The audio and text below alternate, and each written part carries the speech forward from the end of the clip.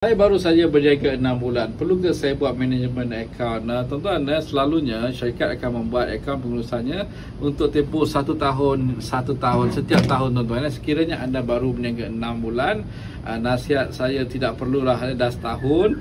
Bulan ke-13 barulah anda buat akaun pengurusan anda untuk tahun sebelumnya, tuan-tuan.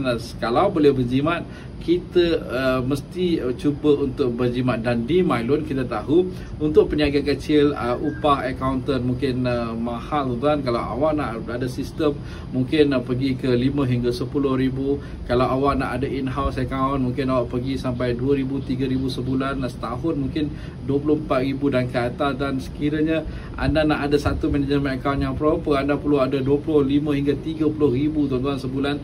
Dan di MyLoan kami boleh membantu anda membuat akaun pengurusan serendah 1,500 setahun saja, tuan-tuan. Dan harus diingat, bukan saja kami membantu anda membuat akaun pengurusan, kami juga boleh membantu anda membuat rancangan perniagaan, permohonan bagi pihak pinjaman anda dan memberi anda konsultasi untuk mengembangkan perniagaan anda. Tuan-tuan, tidak wajib untuk anda membuat pinjaman sekiranya anda membuat akaun pengurusan dengan MyLoan dengan syarat anda adalah syarikat enterprise sahaja. Dan itu saja, tuan-tuan. Seperti biasa dengan MyLoan, pinjaman anda menjadi lebih mudah. Jadilah usahawan yang bijak dan lebih bersedia di dalam akaun pengurusan anda. Apapun, seperti biasa dengan MyLoan, pinjaman anda menjadi lebih mudah. Assalamualaikum, salam sejahtera dan jumpa lagi.